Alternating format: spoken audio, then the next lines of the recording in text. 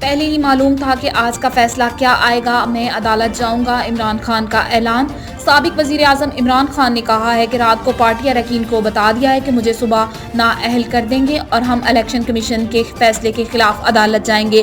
اپنے ویڈیو بیان میں عمران خان کا کہنا تھا کہ مافیا پاکستان کی سب سے بڑی جماعت کو ختم کرنے کی کوشش کر رہے ہیں۔ 25 مئی کو پولیس نے بے گناہ شہریوں پر تشدد کیا، میرے خلاف اور شہباز گل کے خلاف بھی دہشت گردی کے مقدمات درج کرائے گئے۔ انہوں نے کہا کہ کبھی اتنے بڑے جلسے پاکستان میں نہیں ہوئے، مجھے پہلے ہی پتا تھا کہ اس کا رزلٹ کیا آنا ہے۔ رات کو پارٹی اراکین کو بتا دیا کہ صبح مجھے نااہل کر دیں گے، تمام اراکین کو واٹس ایپ کے ذریعے بتایا تھا۔ ان کا کہنا تھا کہ سیاسی جماعتیں سکڑ کر فیملی پارٹیز ہو گئی، مجھے اور نواز شریف کو ایک طرف دکھایا جا رہا ہے۔ نواز شریف چور ہے، اس کے بچوں کے پاس بڑے بڑے محلات ہیں، میں کرکٹ کھیلتا تھا، 24 سال پہلے میں نے فلیٹ لیا، میں نے حلال کے پیسے سے فلیٹ خریدا، اس کو بیچ کر پیسہ پاکستان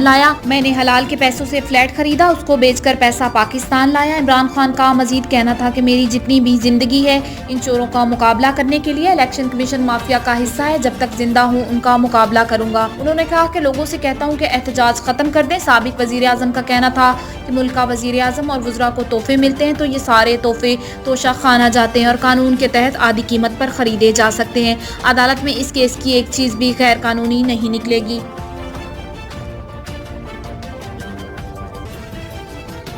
الیکشن کمیشن نے توشہ خانہ ریفرنس میں انصاف کیا، وزیر اعظم اسلام آباد وزیر اعظم شہباز شریف نے ٹویٹ کرتے ہوئے کہا کہ الیکشن کمیشن نے توشہ خانہ ریفرنس میں انصاف کیا۔ سماجی رابطے کی ویب سائٹ پر وزیر اعظم نے اپنے پیغام میں کہا کہ قوم نے دیکھ لیا کہ کرپٹ پریکٹس کر کے وزیر اعظم کے منصب کو ذاتی آمدنی کا ذریعہ بنایا گیا۔ وزیر اعظم نے مزید کہا کہ صداقت و امانت کا بت پاش ہو گیا، قانون سے لڑنے، گولیاں ڈنڈے چلانے، فسادی چتے لانے کی بجائے قانون کے سامنے سر جھکائیے، کوئی قانون سے بالا نہیں۔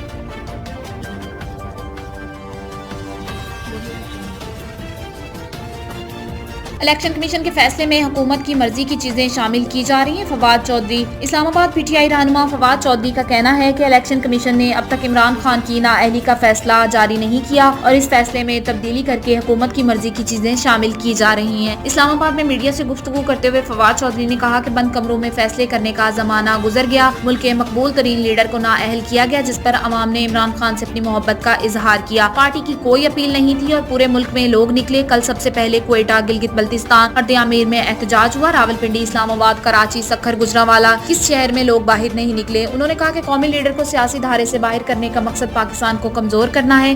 چیف الیکشن کمشنر کا فیصلہ ملک کے عوام نے مسترد کر دیا، فیصلے کے خلاف عوام سڑکوں پر نکل آئے۔ پی ٹی آئی کا کہنا ہے کہ 24 گھنٹے سے زائد گزر گئے، الیکشن کمیشن کا فیصلہ جاری نہیں ہوا، ابھی تک الیکشن کمیشن نے فیصلے کی کاپی نہیں دی۔ اگر آپ کے پاس فیصلہ موجود نہیں تو آپ نے کیا سنایا ہے؟ فارن فنڈنگ کیس میں بھی الیکشن کمیشن نے ویب سائٹ پر فیصلہ جاری کیا، اس فیصلے میں بھی تبدیلی کی جا رہی ہے اور حکومت کی مرضی کی چیزیں شامل کی جا رہی ہیں۔ سازشیں بند کمروں سے باہر نہیں آ رہی، سازشیں جب بھی باہر آئی تو سازشوں اور سازشوں کے گلے پکڑیں گے۔